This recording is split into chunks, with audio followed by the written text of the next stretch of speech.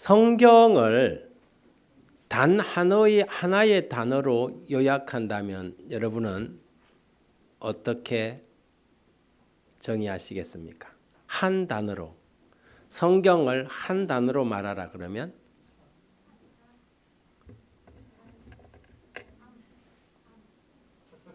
삶. 저는 성경을 한 단어로 표현한다면 가장 적합한 말은 예수 그리스도라고 생각합니다. 성경을 단 하나로 말한다면 예수님, 그리스도.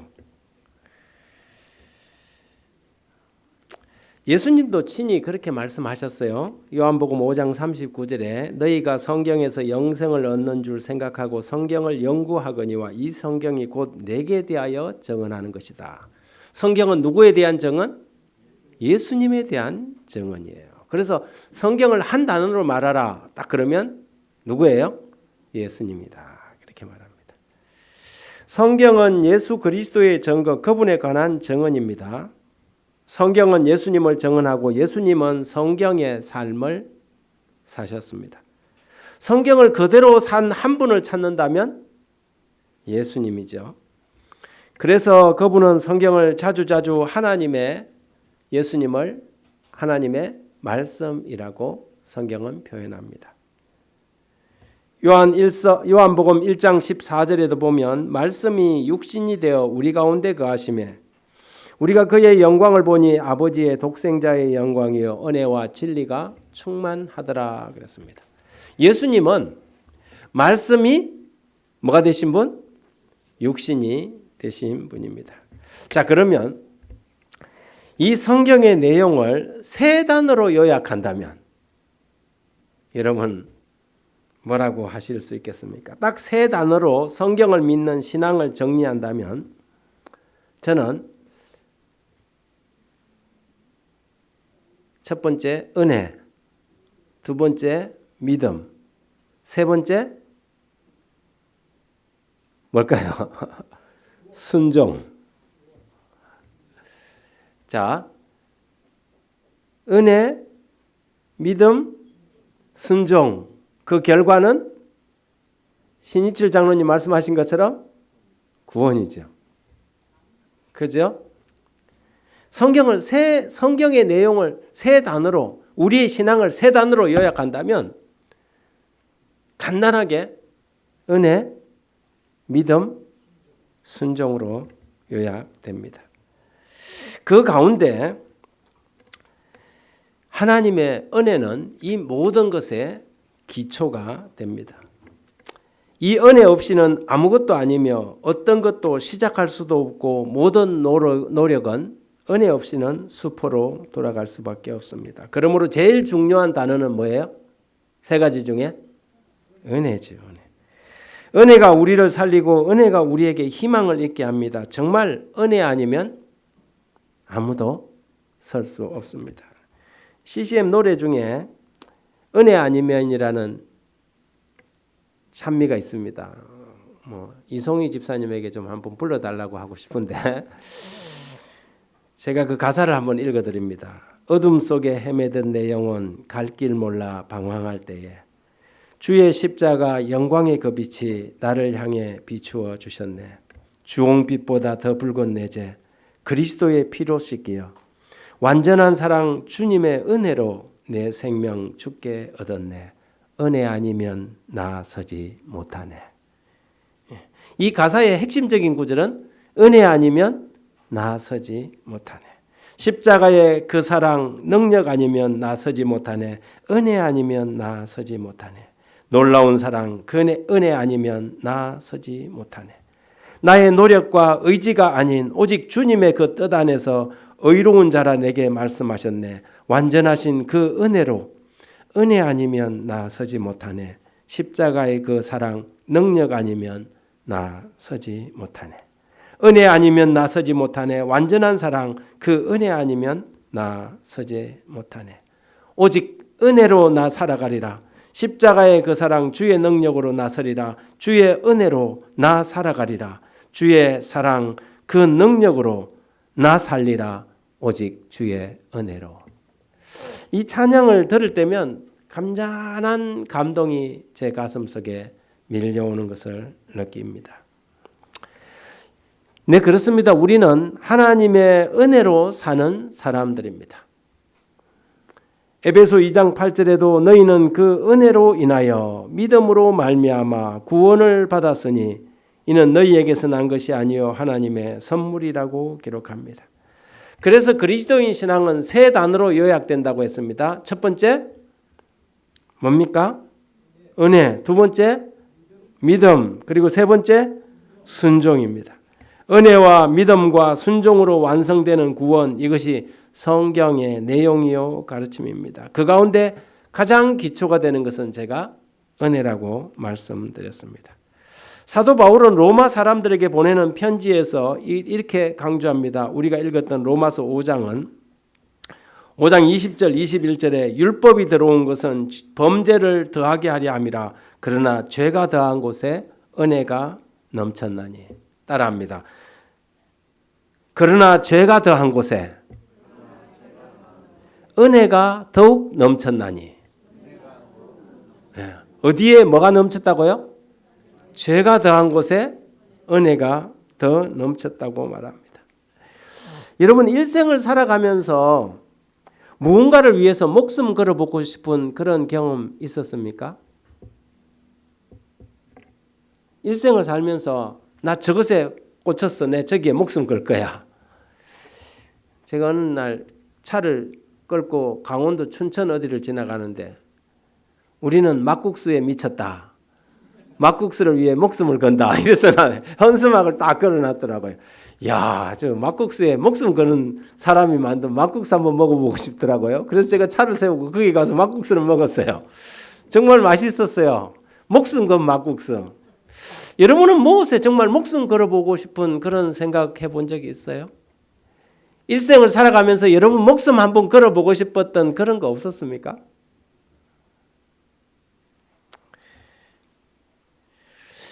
어떤 사람이 목숨을 걸만하다고 할 때는 정말 그것이 가치가 있거나 자랑스럽거나 사랑스러울 때 그렇게 하는 것입니다. 남자들이 가끔 가다가 누구에게 목숨을 겁니까? 여자에게 목숨을 겁니다. 지 죽는 줄 알면서도 목숨 거는 남자들이 있습니까? 그런 거 한번 안 해본 사람은 더 이상 말 안 하겠습니다.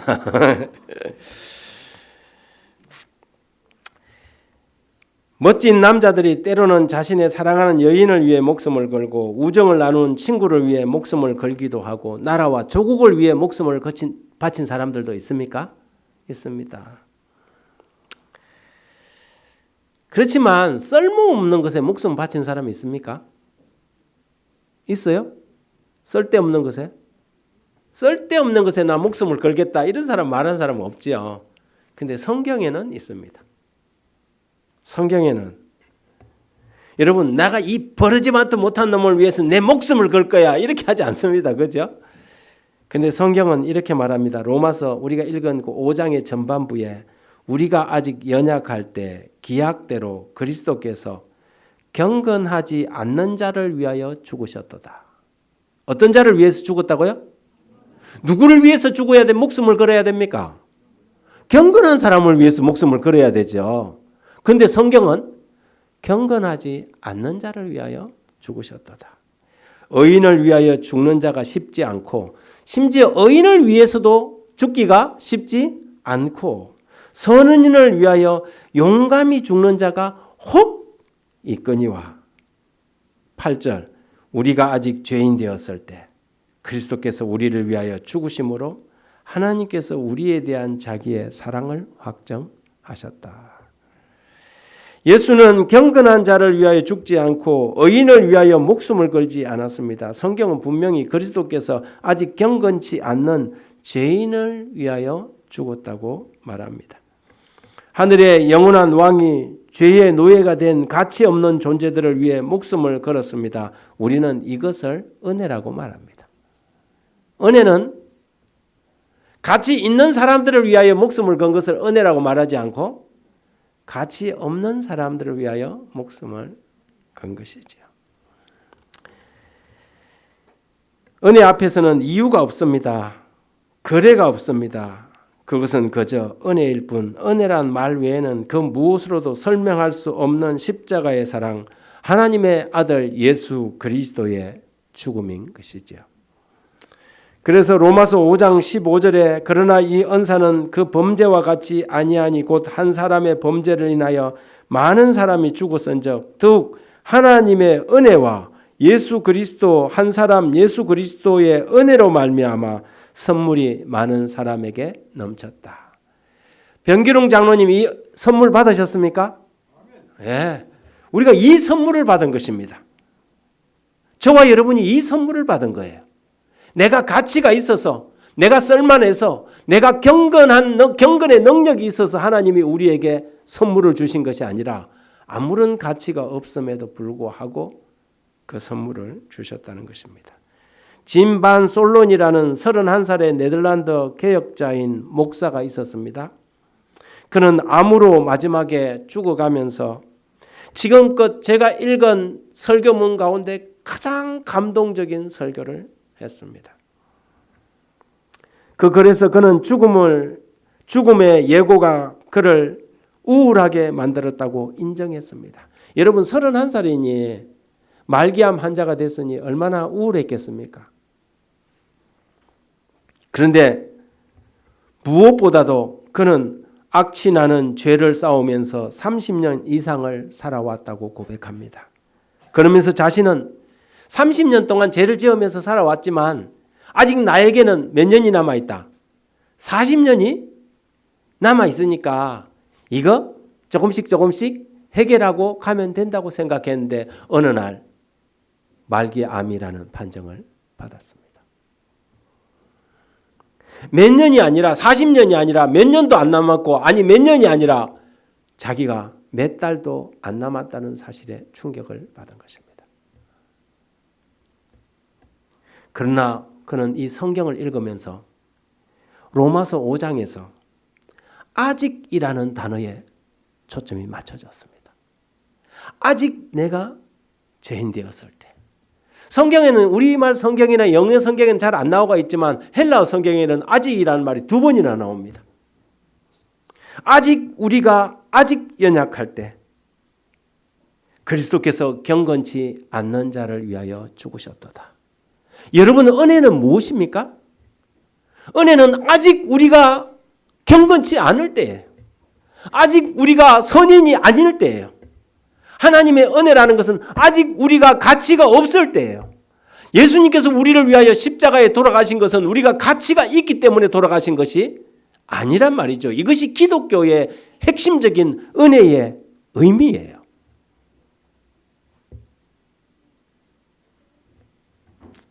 우리가 아직 의인이 아닐지라도 아직 우리가 그분의 마음에 쏙 드는 선한 사람이 아닐지라도 그분은 기꺼이 우리 죄인들을 위하여 목숨을 버리실 분이라는 것이 기독교의 가르침이에요. 그러므로 여러분 교회 안에서 내 마음에 안 드는 사람, 내가 봐주고 싶지 않은 꼴사나운 사람, 여러분 그런 분들을 향해서 저런 사람은 하나님의 은혜를 받을 가치가 없다고 그렇게 말하지 마세요. 여러분 이것은 기독교 신앙이 아니에요. 이것은 그리스도교 신앙이 아니에요. 교회는 거룩하고 의로운 사람들만 오는 곳이 아니다 이 말이죠. 교회는 어떤 사람이 와야 되는 거예요? 죄인들이 와야 되는 곳이에요. 아직 의롭지 못한 사람이 오는 거예요. 예수님은 어떤 사람을 위하여 십자가에 못 박았냐 하면 내 마음에 안 드는 그 사람을 위하여 십자가에 목숨을 바쳤어요. 그런데 많은 사람들이 이 신앙을 오해를 해요. 내 마음에 드는 사람들만이 교회에 있어야 된다고 생각하는 거죠. 내가 가지고 있는 표준, 내가 가지고 있는 의로움의 정의, 근거에 의해서 교회에 나와야 된다고 생각해요. 아니요. 예수님은 어떤 사람을 위하여 십자가에 못 박혔냐 하면 그 사람을 위하여 십자가에 못 박혔다는 사실이에요. 이것이 은혜예요. 이 은혜가 없으면 그 사람뿐만 아니라 누구도 내 자신도 구원받을 수 없는 존재라는 거죠. 우리가 이것을 기억해야 합니다.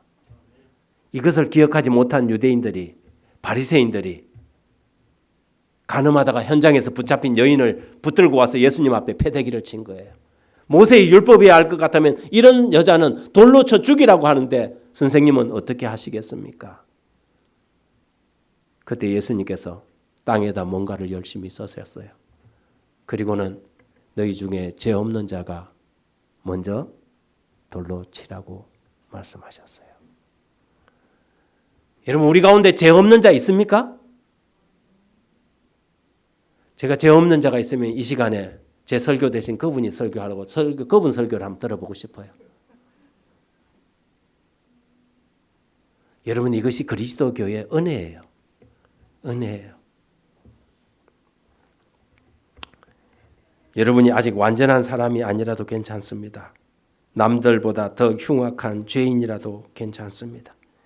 그동안 하나님의 마음을 흡족하게 할 만한 선한 행동을 많이 못했다 하더라도 괜찮습니다.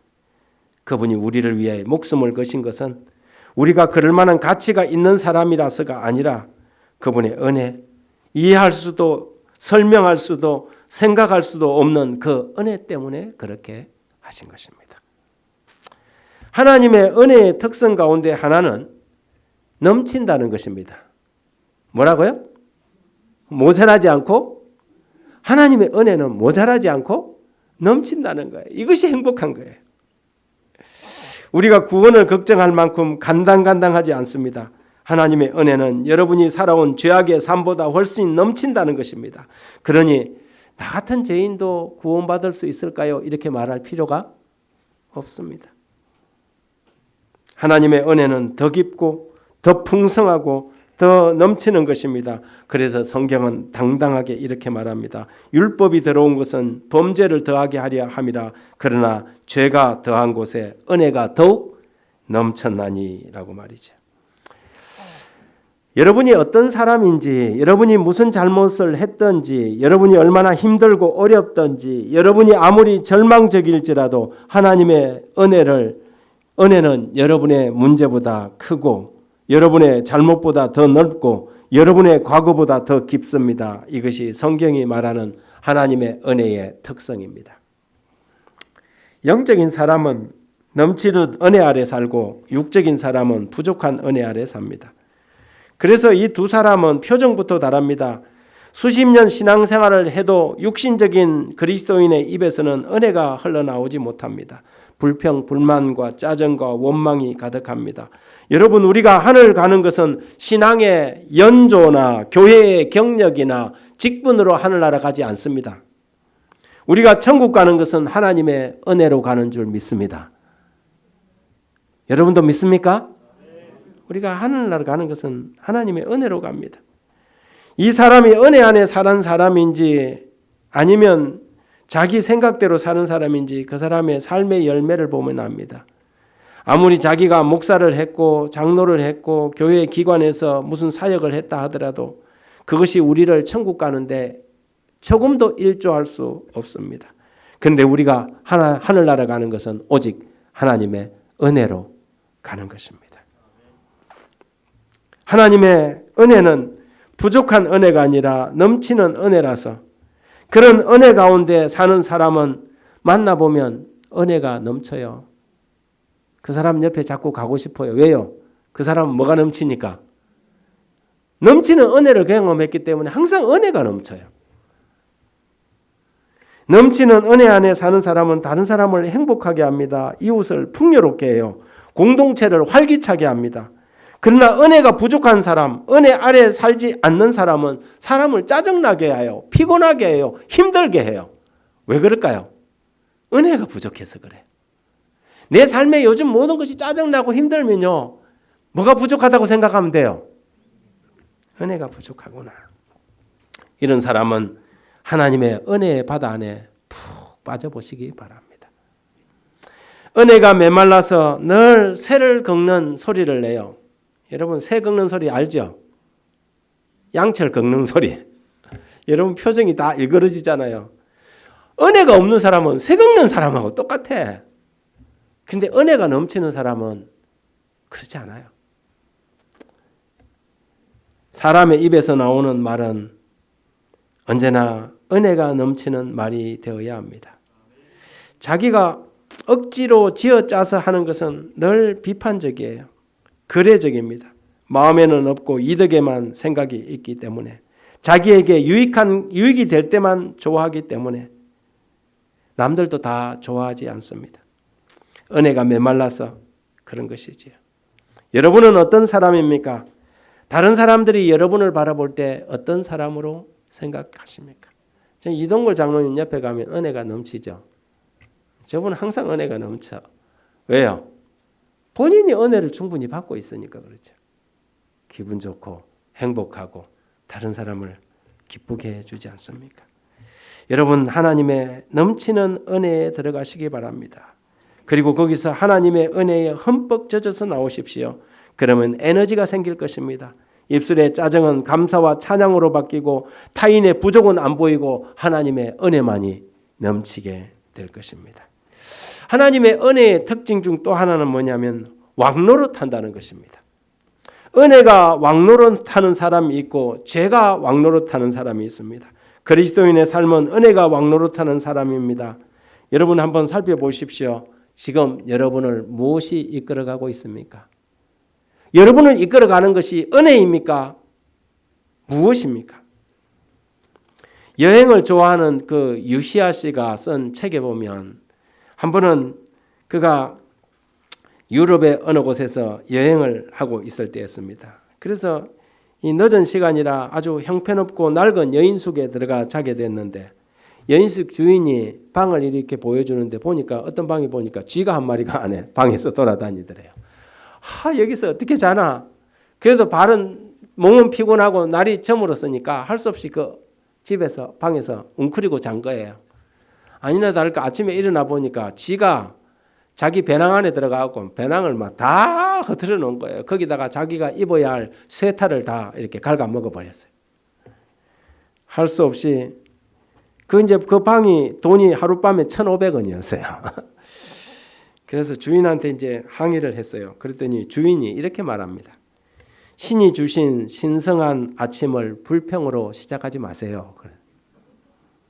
이미 일어난 일에 대해 불평한다고 무엇을 얻을 수 있겠습니까? 당신이 할 일은 그것으로부터 뭔가를 배우는 것이지 짜증내고 불평하는 것이 아닙니다. 그러면서 하는 말이 내가 20년 넘게 여인숙을 운영해 왔는데 늘 두 부류의 사람들이 있었습니다. 한쪽은 언제나 불평을 해대는 사람이고 한쪽은 똑같은 상황에서도 즐겁게 사는 사람들이지요. 당신이 여기가 인도네요. 인도에 여행을 온 것은 불평하러 온 것이 아니라 여행하러 온 것이 아닙니까? 그러더래요. 그 사람이 이 이야기를 듣고 가만히 생각해 보니까 너무 배울 게 많은 거예요. 이미 일은 저질러졌는데 내가 짜증을 낸다고 지금 달라질 건 하나도 없잖아요. 근데 돈 들여서 인도까지 와갖고 내가 아침부터 이 찬란한 아침의 태양을 보면서 짜증으로 시작할 이유가 하나도 없더라는 거예요. 근데 아니나 다를까 올라가서 옥상에 올라가 보니까 외국인 관광객들이 태 뜨는데 일광욕을 즐기면서 너무 행복하게 있더라는 거예요. 자기만 우울하고 불행한데 말이죠. 여행자는 그 노인의 말을 듣고 자신을 돌아볼 수 있었다고 말합니다. 환경이 문제가 아니라 내 안에 있는 불평꾼이 문제라는 사실을 발견한 것이지요. 사랑하는 성도 여러분, 여러분은 무엇으로 살아가고 계십니까? 은혜가 우리를 이끌어가기를 간절히 바랍니다. 믿음은 은혜를 경험한 자의 몫입니다. 믿음은 저절로 생기지 않습니다. 그런데 넘치는 은혜를 겪다 보면 그런 가치 없는 자신을 사랑하신 하나님의 은혜를 잊고 믿음이 안 생길 수가 없습니다. 믿음은 언제 생기느냐 하면 전혀 가치 없는 나를 위하여 생명을 바치신 하나님의 은혜를 경험하고 나면 하나님에 대한 믿음이 생기는 것입니다. 은혜를 겪다 보면 믿음이 자라나는 것이지요. 아직까지 내가 믿음이 없다는 것은 하나님의 은혜의 보좌에 나가보지 않았기 때문입니다. 내가 누군가를 용서해보지 못하고 있다면 내가 하나님의 용서할 수 없는 나를 용서하신 하나님을 경험해보지 못했기 때문입니다. 은혜로 사는 사람은 예수를 믿습니다. 너희가 그 은혜를 인하여 믿음으로 말미암아 구원을 얻었나니 이것은 너희에게서 난 것이 아니요 하나님의 선물이라고 성경은 말합니다. 은혜란 우리가 지금 예수를 믿고 있는 것이 은혜입니다. 여러분이 이 자리에 와 있는 것도 하나님의 은혜입니다. 감사합니까? 감사하지요. 지금 이 자리에 있는 것이 하나님의 은혜예요. 근데 우리는 은혜를 잊고 사는 것이 문제입니다. 5월은 가정의 달입니다. 이 5월에 가정의 달이 되면 오늘 우리 안식일학교 순서처럼 우리는 부모님들의 은혜를 생각합니다. 어떤 사람은 말합니다. 부모님이 나에게 유산으로 많은 것을 물려주지 않는 것을 나는 왜 흙수저로 태어나갖고 남들처럼 저렇게 호의호식하면서 살 수 없나 짜증내고 불평하는 사람이 있지요.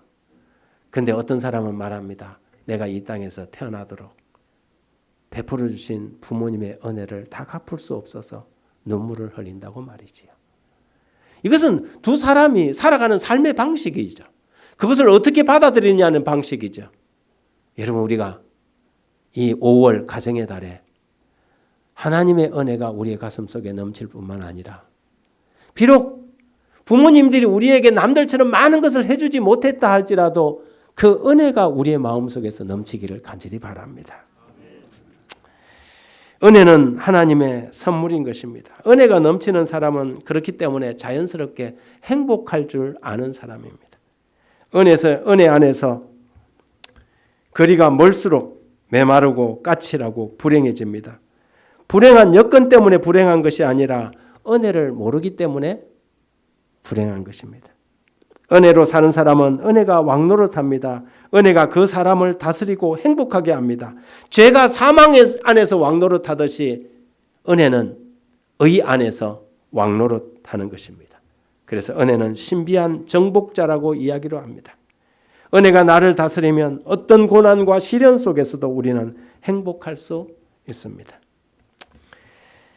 은혜는 사람으로 하여금 은혜는 선행을 베풀게 합니다. 누가 그랬습니까? 삭개오가 그랬습니다.